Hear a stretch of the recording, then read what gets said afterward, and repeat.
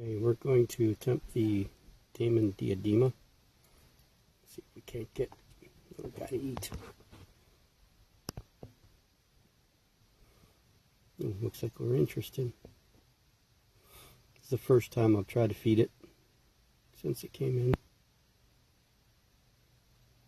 See how it uses those long antennae, I guess those are, huh? The cricket's just running around, running around, running around.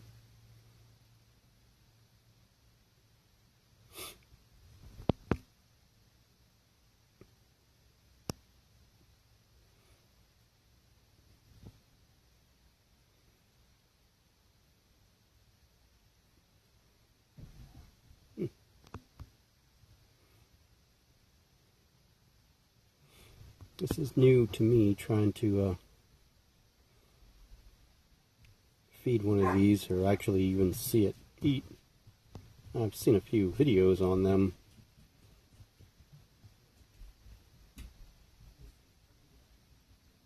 but I've never actually witnessed it myself.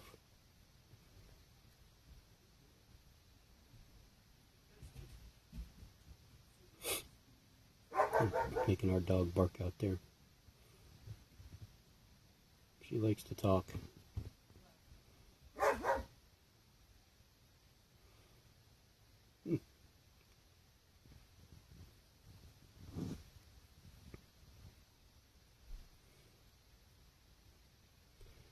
They are good-looking creatures, these things. That's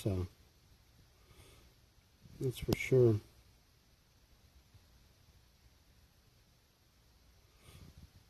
It's like constantly moving those feelers, antennae. I'd have to look up the anatomy of these and see what those actually do. Not so much for sticking a cricket in there and it jumping on it and eating it.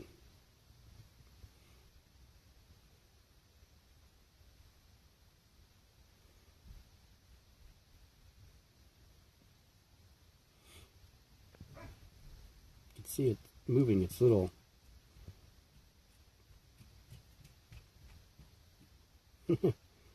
interesting. They're very interesting creatures.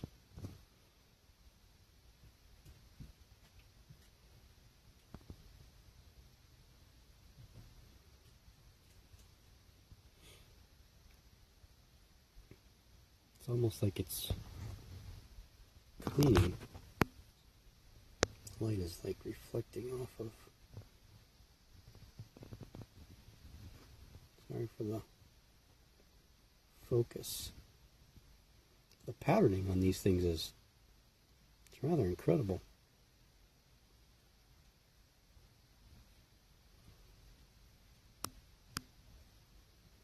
Coloring and pattern on the abdomen, and the carapace, I guess. And I'd have to look up actual anatomy of these things, because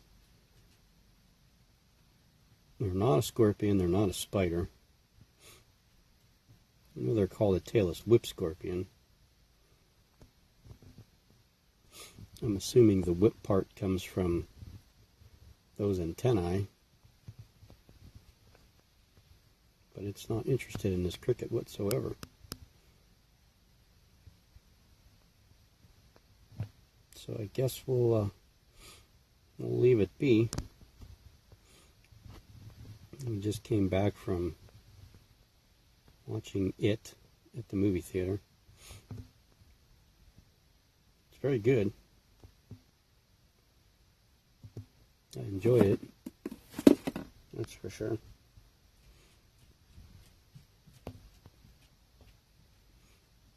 Okay. Well, I guess we're just kind of looking at it. I'm not going to get it to eat. If it does decide to grab that cricket and munch on it, then I'll bring you guys back in on it. Well, thanks for watching the tailless whip scorpion. I'm going to do a little bit of calculated research on these things and see what everything's called, so next time I do a video with it, then we'll know what's going on. At least I'll know what's going on. And I'm surprised. I really am surprised. She said they eat about once a week.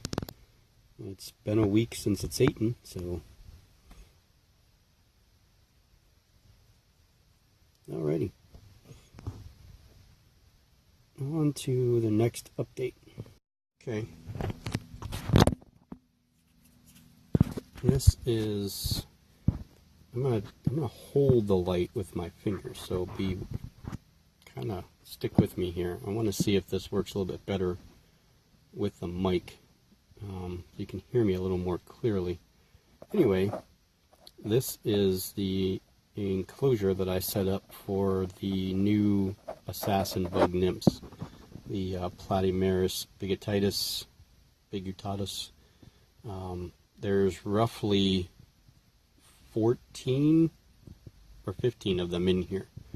Okay, and you can see, like, there's one there, there's one there,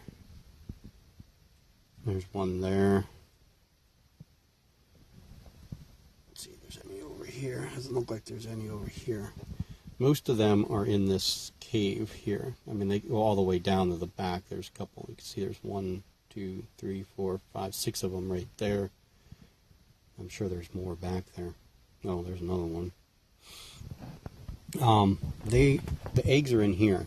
Okay, now this is the substrate that I took out of the adults enclosure and put it in that container. And yesterday I looked in there and there was like 6 nymphs floating around. I was like, holy crap, I didn't expect them to hatch that quickly. And then I found 3 more last night and 2 this morning and just 2 more when I got home, and then I already had 3, so whatever that equals is what we have. So what I'm going to do with these is I fed them yesterday with flightless fruit flies. Again, say that about 50 times real fast. Actually, say it 10 times fast. Tried even once. I'm not giving them a water dish this time. I'm just going to spray them every 3 days. We're going to spray down one side of the enclosure because I think they get most of their water intake from what they eat anyway. And we'll continue to feed them flightless fruit flies. And then when these are ready, another molt, at least one molt, I'm going to send some more out to Trey Beck. I sent him some before, and so far, up to this point, only one of them survived. So I'm going to make sure that he gets some more of these so he's got a communal setup and he can enjoy them that way. He could start a new setup with a bunch of new nymphs and then just have the one that he has by itself, or he could throw these ones in there and see what happens. But I'd like to send him, another 7 or 8 of them and see what happens. But there's still a ton of eggs in that dirt. There's probably still 30, 40, 50 eggs in there. I don't know how many will hatch, but we'll find out. And who knows what the adults have done in the enclosure now. I haven't been in there in probably 5 or 6 days, so they may have dropped some more eggs that'll hatch. But yeah, so Trey, here's what you're looking at. Okay, these are freshly hatched, all within the last 3 days, and then there's 3 in here that I've had for, I don't know, a month or 2, and they really haven't gained much size. Actually, I think they hatched about a month ago because they were out of the adult enclosure. Yeah, it was about a month ago. So they're the ones I think that are more black. The body's a little bit more black, and you can see, like, that one there is pretty red with the yellow legs. No black on it whatsoever. Same thing. That one's got a little bit of black. That one's got some black. Most of the time when they're freshly hatched, they're red with the yellow legs. They don't have the black in them. And I don't know if it comes in a couple days, or because you can start seeing some of these already have. I mean, look at them all in there. I'd like to walk into a cave and have a bunch of them attack you. So yeah, that's the 2 things I just wanted to give you guys a quick update on.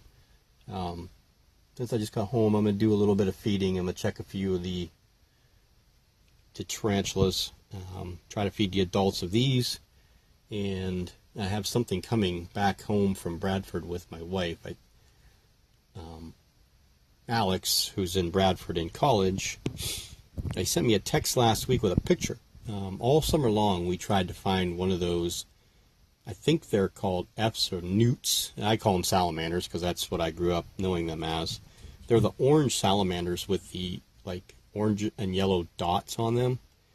I wanted one, just try to find one all summer, and we could never find him. He goes back to college, and he's there for 5 days, and he sends me a picture that one was walking on the sidewalk. So he picked it up because he knew how much I wanted it, and he's been trying to keep it alive over the course of the last week, a little over a week. And my wife's down there because he had ball today, and so she's going to probably bring it home. So I'll get that thing here and get that set up into something, and I'll do a video of that because they're one of my favorite little creatures growing up. Those and the northern brown snakes that we used to catch all the time, and the garter snakes, and then the red belly racers, what we called them. I'm not sure exactly what they were, and of course the water snakes that we would find all over the place, and we'd find a few rat snakes here or there. But yeah, these things here, they're a lot of fun. They're vicious, very, very vicious little dudes. It's surprising how vicious they are even at this size. But a lot of fun to raise, and they're easy to take care of. So it's something different. I know that Tom Moran has the Mombos, or whatever they've been reclassified as, so the orange dotted assassin bugs. And I'm not sure if he has any of these white dotted assassin bugs, but if he doesn't, because he's got a bunch of eggs from his orange ones. If he doesn't, maybe we can do a little swap, and he could send me some of the orange ones. I could send him some of the white ones and see what happens. I'll have to get a hold of him and see what he thinks. But we'll see how these things hatch out over the course of the next week, 2 weeks. See how many we actually get. And yeah, that's the two things again that I wanted to update. We'll do some more stuff in another video. I have arboreals to check. I have the new additions to check. I have a Chilobrachys huahini that needs fed after molt, and also the Brachypelma albopilosum Nicaraguan sling needs to be fed. And then I'll show you guys. Well, let me show you that now. This is the other thing that I wanted to show you. I'll see if it's out and about. If it isn't, then this is going to be the end of the video. If the little one that I want to show you is out and about, then that'll be the end of the video. So we'll either see you next time, or we'll see you in a second. Okay, so we are out and about a little bit. It wants to go down into its burrow. This is the smaller of the two pumpkin patches that I have, the Hapalopa species Columbia large. It's been down in its burrow, and it's right where it's sitting right now. So that burrow entrance is right there, and it goes all the way down to the back. It molted, and I knew it, and you can see the carapace is in there somewhere. But if you look at the poor little dude, he didn't have a good molt. He's down to 5 legs and no pedipalps. I am not sure about the fangs. I'm pretty sure that the fangs are okay because I put there's the carapace right there from the molt, right in front of it. You can see it. I put a crushed cricket in here, and it's gone. So I'm assuming that the fangs are okay, and it ate because it is a little plumper than it was earlier. But so we're going to do some updates on this one, and we're going to see how long it takes for it to actually go into molt. So it molted 6 days ago. So today is what, the 9th? I think today's the 9th. So it molted on the 3rd of September. So when I do updates once a week, I will make sure that we try to take a look at this guy. And being as large as it is already, I mean, it was a very, very small cricket. Probably about the size of its carapace, maybe just a tad bit bigger. Hopefully, it's going to throw itself into what I call repair molt or emergency molt, where when they have problems like this, they do molt, they get themselves to molt again. I don't know how they do it, to be honest with you, because they got to grow everything all new inside there. And hopefully we'll be back to the 8 legs and the 2 pedipalps on the next molt, and we'll see. Yeah, we have to come up with a name for this one. Something interesting. So that, I know that there was Bob, the, OBT that I think didn't have any pedipalps, only had like 2 legs, and his owner got him back to health, and now he's a perfectly fine 8-legged spider. But we'll see what happens with this one. And again, it looks huge already. And pumpkin patches, they don't darken much because they're already black in the back end. And this one's been kicking hairs like crazy. You can see where the top there, where it's been kicking hairs. It has been agitated. It's scared. There's one of its legs right there. Looks like there's the other one. There's another one right there. So, yeah, I'm not sure exactly what happened in the molt. I do keep this one relatively on the damp side. I have been. Same thing with the other one. I try to at least dampen down one side so that they have a wet side and they have a dry side. But yeah, we'll see what this one does. And if you guys can come up with any kind of interesting names. I was thinking of naming them Hex, if I'm right. I'm trying to go back to geometry. If a hexagon's 5-sided, right? If a hexagon is 5-sided, and since he's down to 5 legs, we might just call him Hex. You can see his Tailless are going nuts over there.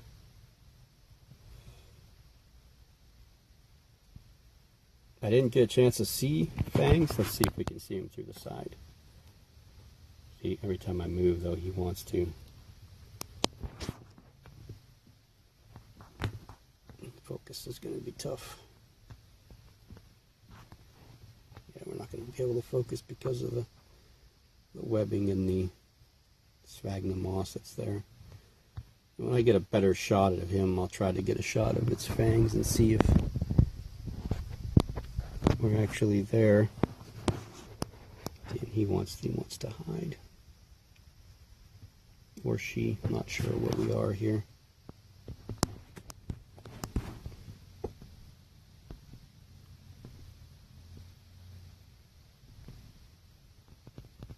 Nope, we're not gonna be able to tell. So yeah, that's the adventure. And we're gonna be on a roller coaster ride with this one. We'll see what happens. Still pretty small, an inch at the best diagonal leg span. And when I talk size of the spiders, I always say diagonal leg span. I don't do the body. Mostly Europeans that are body size. My recommendation to everybody, if they're talking size, whether it's in a group or on YouTube or whatever it is, to say what you're going by so that people know, especially like when you're doing sales or trades or whatever. It's good to know if someone's saying, oh, it's 1 inch, and you prepare for a 1 inch diagonal leg span spider, and it actually comes in bigger because they're talking 1 inch body size. So that would probably roughly put you at 1 3/8 inches to maybe 1.5 inches DLS with legs. Or if, you're saying that the spider is 1.5 inches and the person's thinking body size and they have this big enclosure set up, and then the thing comes in and it's 1.5 inches diagonal leg span, or diagonal leg span instead of body size. So, try to use that if you can, especially in sales. And sales and trades, I think that's the 2 biggest things that you need to really use it by. But that and molt sexing too. When you put pictures on the groups and you say, can you help sex my tarantula? The best thing to do, my advice to you guys, is to tell us what it is and roughly how big it is, and not the spider now, but the molt itself. So, because if take an LP, Lasiodora paraibana, maybe it's 2 inches on the molt, but it's now 3 inches because it grew 1 inch, and those things, can grow kind of crazily. I need to know what the size of the molt is, and definitely what the species and genus of the tarantula is. That helps with spermathecae identification, and it helps us to kind of get an idea of what we're looking for, especially if it's undeveloped, the spermathecae or the uterus externus. That's going to be a topic coming up for me. You know, trying to explain how to properly put some of your stuff on the groups on Facebook. You know, your posts, and you know what we're looking for, or what you're looking for, and what advice you're trying to find, because you can really get rid of some of the people that like to pester people and troll people by asking the question the right way. You know, and trying to get the information as quickly and easily as possible from someone that actually knows what they're talking about. So, okay, well, this video is a little bit longer than I wanted. We still didn't get this bugger to grab its cricket yet, but I'm sure it will. And if it does, I'll just film it and we'll put it in as a quick hit video or something. So, all right, have a great rest of the weekend. And I got some stuff I need to take care of. So, I'll talk to you guys soon.